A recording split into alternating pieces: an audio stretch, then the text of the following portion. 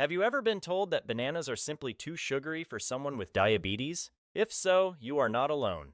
In fact, almost every person with type 2 diabetes who has walked into my clinic over the past nearly 50 years has shared the same story. Before their diagnosis, they loved bananas. They ate them for breakfast, packed them for road trips, sliced them onto cereal, or grabbed one as a quick afternoon snack. Then one day, after hearing the words, "You have diabetes," everything changed. Suddenly, bananas became the enemy. A friend warned them. A family member repeated something they had read online. A social media post claimed bananas were loaded with sugar.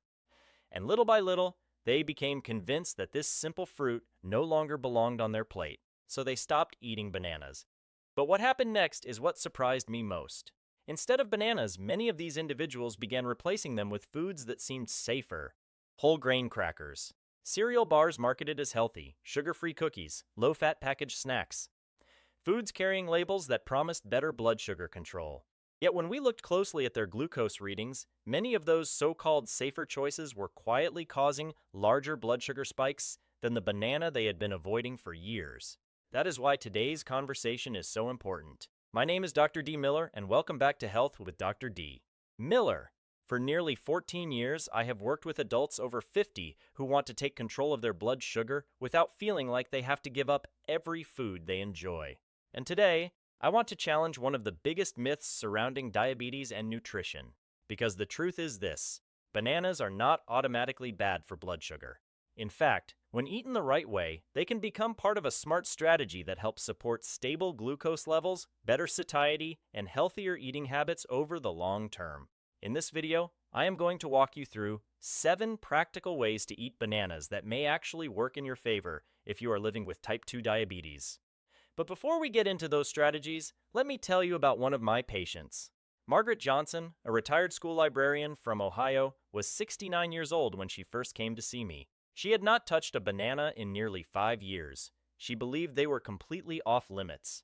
Every morning, instead of fruit, she ate 2 slices of whole wheat toast topped with sugar-free jam. She felt confident she was making the healthier choice. But when we started tracking her blood sugar response, something unexpected appeared. Her breakfast was producing larger glucose spikes than a carefully chosen banana paired with protein and healthy fat. Margaret was shocked. She had spent years avoiding the wrong food, not because she lacked discipline, not because she did not care, but because she had been working with incomplete information. And that is exactly what I want to change today. Because successful diabetes management is not about fear. It is not about eliminating every food that contains natural sugar. It is about understanding how foods behave inside your body and learning how to use them strategically. And as you are about to discover, not all bananas are created equal. In fact, one simple detail changes almost everything about how a banana affects your blood sugar. And that detail is something most people have never even heard of. Now, let's talk about the detail that changes everything.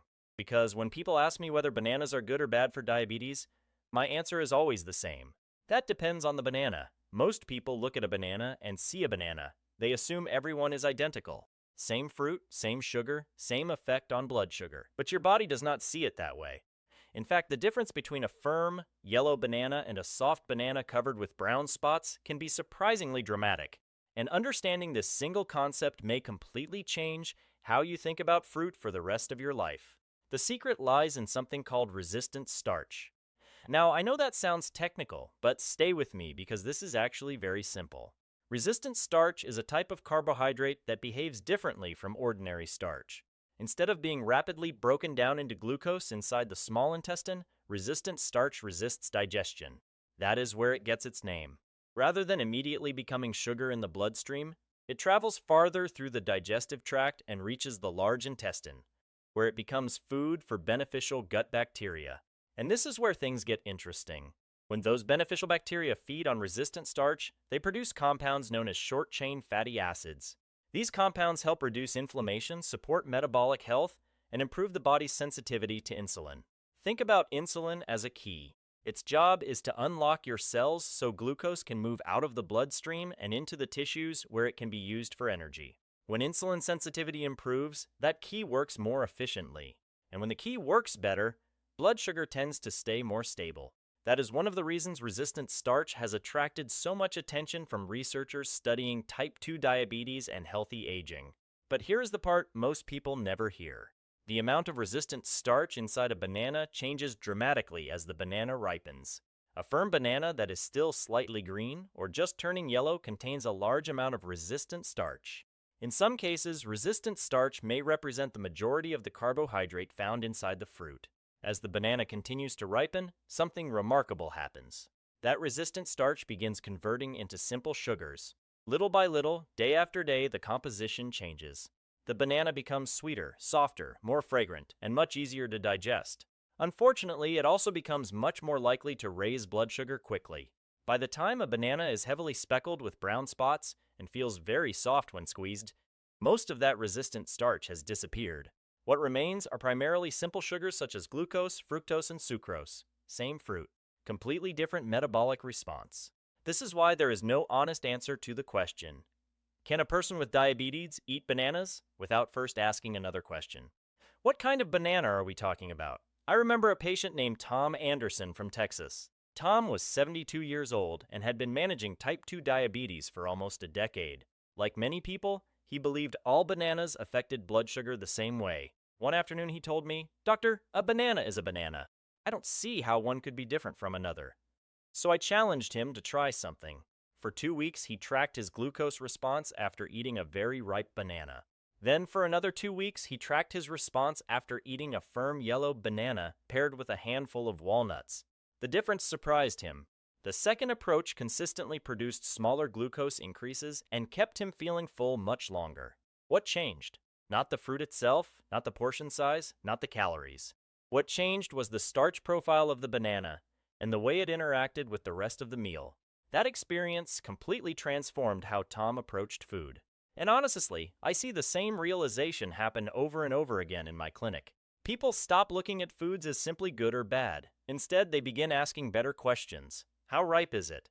What am I eating it with? How will it affect my body specifically?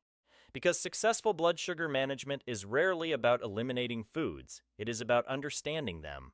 And before asking whether diabetics should eat bananas, the real question is this. Which banana are you choosing? Now that you understand why the ripeness of a banana matters, let's move to the next strategy. And honestly, this may be the easiest change you can make starting today. Because even if you choose the perfect banana, there is still one mistake that can completely change how your blood sugar responds. That mistake is eating it alone. I see this all the time. Someone grabs a banana while rushing out the door in the morning. Someone eats one as a quick snack between errands. Someone reaches for a banana because they are hungry and want something convenient. The banana itself is not the problem. The problem is what is missing. You see, when a banana is eaten by itself, the carbohydrates it contains move through the digestive system relatively quickly. The sugars are absorbed faster, glucose enters the bloodstream sooner, and blood sugar can rise more rapidly than you might like. But when you pair that same banana with protein or healthy fat, something remarkable happens. Digestion slows down. Stomach emptying slows down. The release of glucose into the bloodstream becomes more gradual. And that gradual response is exactly what people with type 2 diabetes are looking for. I often explain it using a simple image. Imagine a stadium filled with thousands of people after a championship game. If every person tries to leave through the exits at the exact same moment, what happens? Crowding, pressure, chaos. Everything backs up. Now imagine those same people leaving in smaller groups over a longer period of time. The number of people has not changed, the destination has not changed, but the flow is controlled. Order replaces chaos. That is exactly what happens when protein and healthy fat accompany the carbohydrates in a banana. The total carbohydrate may be the same, but the speed at which it reaches your bloodstream becomes much more manageable. And in blood sugar management, speed matters. In practical terms, this does not require complicated recipes or expensive supplements. In fact, some of the best combinations are incredibly simple. A firm banana with a tablespoon of natural peanut butter.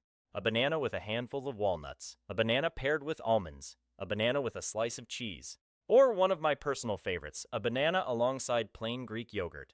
These combinations provide protein, healthy fats, and an additional satiety, helping you stay satisfied for longer while reducing the likelihood of a sharp glucose spike. One patient who taught me a valuable lesson about this was Richard Williams from Florida. Richard was 67 years old and had been struggling with afternoon cravings for years. Every morning around 10 o'clock, he would eat a banana by itself. Within an hour, he felt hungry again. By lunchtime, he was often so hungry that he overate. Naturally, he blamed the banana. He assumed the fruit was causing his problem. But when we looked closer, the issue became obvious. The banana was never intended to carry the entire snack by itself. I suggested a simple experiment. For the next 2 weeks, he would continue eating his morning banana, but this time he would add plain Greek yogurt. Nothing else changed, no new medications, no complicated meal plans, no strict diet, just one small adjustment. A few weeks later, Richard came back smiling. For the first time in years, he felt satisfied throughout the morning. His hunger was under control, his energy felt steadier, and his glucose readings showed noticeably less fluctuation. The banana had not changed. What changed was the context, and that word is incredibly important, context, because foods do not operate in isolation inside the body. Your body responds to meals, combinations, patterns, and timing. When we stop asking whether a food is good or bad and start asking how it is being eaten, everything begins to make more sense. And that is why I tell my patients some things they never expect to hear. The banana was never the problem. The way you eat it is what makes all the difference. Once people learn that banana ripeness matters, and that pairing bananas with protein can dramatically improve blood sugar control, the next question is usually this: "Doctor, when is the best time to eat one?" And my answer often surprises them. One of the smartest places to use a banana is at breakfast. Now I know that sounds strange because breakfast is exactly when many people with type 2 diabetes have been told to avoid fruit. But the truth is that some of the most common breakfast foods in America are quietly causing far more problems than a properly prepared banana ever will. Think about the typical breakfast many adults have eaten for decades: a couple slices of toast, a flavored cereal bar, instant oatmeal from a packet, a handful of crackers, maybe a low-fat muffin purchased on the way to work. These foods feel healthy, they feel light, they feel responsible. But unfortunately, what feels healthy and what actually supports blood sugar are not always the same thing. Many of these products are made from highly processed grains that digest quickly and enter the bloodstream fast. They provide very little protein, very little fiber, and almost no lasting satiety. As a result, blood sugar rises quickly, then it falls, and before long, hunger returns. That cycle repeats day after day, often leaving people wondering why they constantly feel tired, hungry, and frustrated despite trying so hard to make good choices. This is where a properly balanced breakfast can make an enormous difference. Imagine starting your morning with half of a firm banana mixed into plain Greek yogurt, sprinkled with cinnamon, and combined with a small serving of oats. Nothing fancy, nothing expensive, nothing difficult to prepare. Yet this simple meal contains something many processed breakfasts completely lack: balance. The yogurt provides protein. The oats contribute fiber. The banana adds natural sweetness, potassium, nutrients, and depending on its ripeness, a meaningful amount of resistant starch. Together, these components create a breakfast that works with your metabolism rather than against it. But there is one important warning I always give my patients: do not accidentally turn a healthy breakfast into dessert. I see this happen all the time. Someone starts with a nutritious foundation and then begins adding ingredients that completely change the nutritional profile. A drizzle of honey, a spoonful of maple syrup, sweetened granola, flavored yogurt, chocolate chips. Before they realize it, the breakfast contains more added sugar than the foods they were trying to replace. Your pancreas does not care what the recipe was called on a website. It does not care whether the label says healthy, diabetic friendly, or all natural. What matters is how your body responds. And sometimes the foods marketed as healthy create the very blood sugar spikes people are trying to avoid. I remember a patient named Robert Miller who taught me this lesson perfectly. Robert was 74 years old and genuinely committed to improving his health. Every morning he made what he believed was the perfect smoothie. It contained a banana, honey, flavored protein powder, chocolate mix, and whole milk. To him it felt nutritious. After all, it contained fruit. But despite his best intentions, his fasting glucose continued creeping higher month after month. When we carefully reviewed the ingredients, the issue became obvious. The banana was not causing the problem. Everything surrounding the banana was. We simplified the recipe dramatically. Half a firm banana, plain Greek yogurt, a sprinkle of cinnamon, nothing more. Within a few weeks, Robert noticed steadier energy, fewer cravings, and improved morning glucose readings. And perhaps most importantly, he stopped feeling confused about food. Because successful diabetes management is not about making meals more complicated. It is about making them smarter. Sometimes the most powerful breakfast is not the one with the longest ingredient list. It is the one that gives your body exactly what it needs and nothing it doesn't. And as you are about to discover, there is one banana strategy that goes even further than this. A strategy that many Americans have never heard of, yet researchers have been studying with remarkable results. By this point, you may already be looking at bananas very differently than you did at the beginning of this video. You have learned that ripeness matters. You have learned that pairing bananas with protein changes the blood sugar response. And you have learned that a thoughtfully prepared banana breakfast can outperform many foods marketed as healthy. But now we arrive at the strategy that surprises almost everyone. In fact, among all 7 approaches we are discussing today, this is probably the one that my American patients have heard about the least. Yet it may have some of the most fascinating research behind it. I'm talking about something called green banana biomass. The first time most people hear that term, they look at me as if I just invented it. But green banana biomass has been studied for years and is gaining increasing attention among researchers interested in blood sugar control, gut health, and metabolic function. So what exactly is it? Green banana biomass is made from very unripe bananas, the kind that are completely green and far too firm for most people to enjoy eating raw. These bananas are cooked with the peel still attached, then peeled while warm and blended into a smooth, creamy mixture. The result is a thick, nearly tasteless ingredient that can be added to many different foods without noticeably changing their flavor. And that is where its real strength lies. Because unlike many health foods that require dramatic lifestyle changes, green banana biomass quietly blends into meals people are already eating. Soups, stews, bean dishes, chili, sauces, even certain smoothies. Most people would never know it is there. Yet inside that simple ingredient is a remarkably concentrated source of resistant starch. Remember the resistant starch we discussed earlier? The carbohydrate that resists digestion, feeds beneficial gut bacteria, and helps support insulin sensitivity? Green banana biomass delivers that in a much more concentrated form than a typical ripe banana. And researchers have been paying attention. One study that particularly caught my attention followed more than 100 adults with either prediabetes or type 2 diabetes. Participants received nutritional guidance, but one group also incorporated green banana biomass into their daily routine. Months later, the results showed measurable improvements in fasting blood sugar and long-term glucose markers.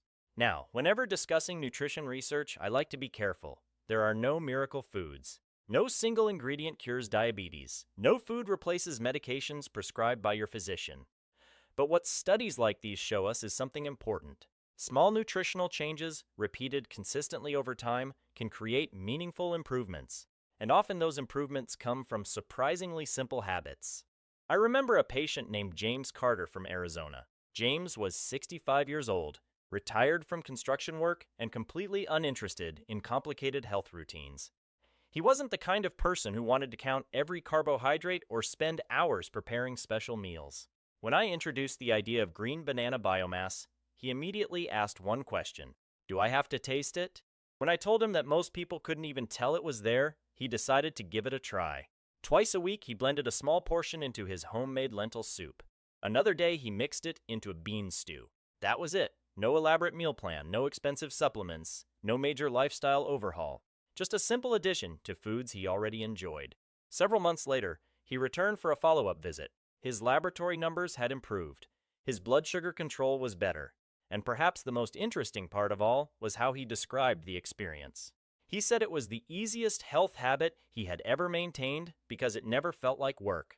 There was nothing to resist, no cravings to fight, no complicated schedule to remember. He simply added something beneficial to what he was already doing.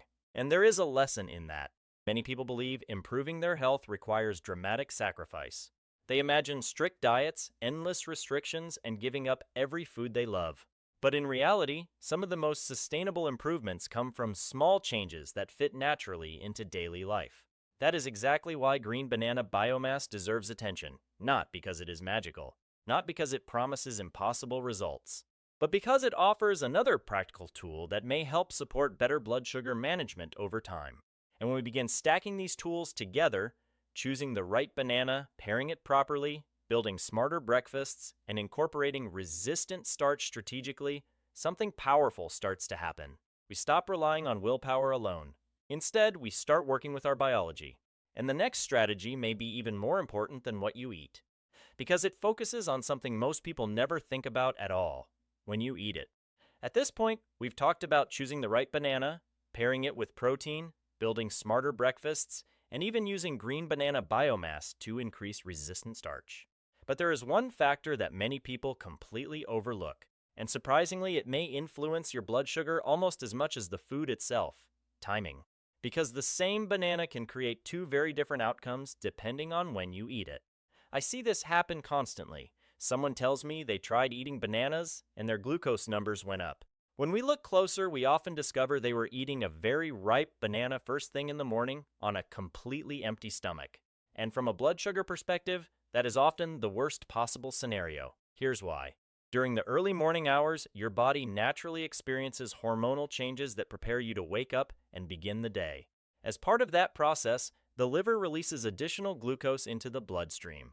This phenomenon is commonly known as the dawn phenomenon. For people with type 2 diabetes, that early morning release of glucose can already cause blood sugar levels to run higher before breakfast even begins. Now imagine adding a rapidly digested carbohydrate source on top of that: a ripe banana eaten alone. No protein, no fiber-rich meal, no healthy fat. The result can be a much larger glucose spike than expected. That does not mean bananas are bad. It simply means timing matters. In fact, many people achieve much better results by moving their banana consumption to a different part of the day. One of my favorite options is a mid-morning snack. Another is mid-afternoon, when energy naturally begins to decline and people often reach for processed snacks. A banana paired with walnuts, Greek yogurt, or peanut butter during these periods tends to create a much steadier response. Another excellent strategy is something many of my patients love once they try it: use banana as dessert. Not dessert before the meal, dessert after the meal. Imagine finishing a balanced lunch that includes grilled chicken, vegetables, beans, and healthy fiber. Your digestive system is already working through protein and complex carbohydrates. Absorption slows naturally.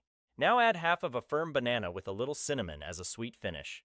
The metabolic response is often very different than eating that same banana by itself earlier in the day. I remember a patient named Nancy Thompson from North Carolina. Nancy was 70 years old and loved bananas, but she had stopped eating them because she believed they were causing her morning glucose spikes. When we reviewed her routine, she was eating one every morning before breakfast while drinking coffee. That was it. We made one simple change. Instead of eating the banana first thing in the morning, she moved it to the afternoon and paired it with plain Greek yogurt. Within weeks, her glucose readings became noticeably more stable. The banana had not changed. The portion had not changed, only the timing changed. And sometimes that small adjustment is all it takes. Because successful blood sugar management is not only about what you eat, it is also about understanding when your body is best prepared to handle it. Before we finish today, there is one final misconception that I want to address because it comes up almost every single week in my clinic: the belief that people with diabetes should be afraid of fruit. I understand where that fear comes from. After a diagnosis, most people hear the same advice: watch your carbohydrates, avoid sugar, be careful with sweets. And because fruit contains natural sugar, many people come to a simple conclusion: fruit must be dangerous. So they begin eliminating foods they once enjoyed. They stop buying bananas. They stop eating berries. They avoid apples. They remove fruit from their lives entirely, believing they are protecting their health. But what often happens next is something very different. The fruit disappears, yet the cravings remain. And when those cravings show up, many people turn to products marketed as diabetic-friendly alternatives: sugar-free cookies, diet pudding, reduced sugar snack bars, packaged desserts with impressive health claims printed across the front label. Unfortunately, many of these products are highly processed and often leave people feeling unsatisfied shortly after eating them. A better strategy is not always greater restriction. Sometimes it is smarter substitution. For example, imagine finishing a balanced lunch and enjoying half of a firm banana sprinkled with cinnamon, warm, naturally sweet, satisfying. Or blending frozen banana slices with plain Greek yogurt until it becomes creamy and smooth, creating a dessert-like texture without relying on heavily processed ingredients. These choices provide genuine satisfaction while fitting much more naturally into a long-term blood sugar management plan. And that brings us to the most important lesson from today's video. Managing type 2 diabetes successfully is not about eliminating every food that contains sugar.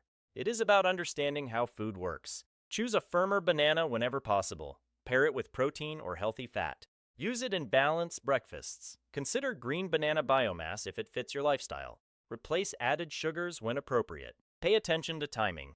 And think of banana as a strategic dessert rather than something to fear. Notice that none of those strategies require perfection. None require extreme restriction. None require giving up every food you enjoy. Because the people who succeed over years and decades are rarely the people who follow the strictest diet. They are the people who understand their bodies. They learn, they adapt, and they make informed decisions consistently. That is what creates lasting results. If this video changed the way you think about bananas, I encourage you to share it with someone living with type 2 diabetes. One conversation, one piece of accurate information can completely change a daily habit that affects someone's health for years to come. And if you found value in today's discussion, don't forget to subscribe and join our growing community here at Health with Dr. D. Miller. Every week, we explore practical, science-based strategies to help you age stronger, manage blood sugar more effectively, and live with greater confidence. For nearly 14 years, I have had the privilege of helping people discover that better health is not built through fear. It is built through understanding. Thank you for spending this time with me today. I'm Dr. D. Miller. Take care of yourself, stay curious about your health, and I look forward to seeing you in our next video.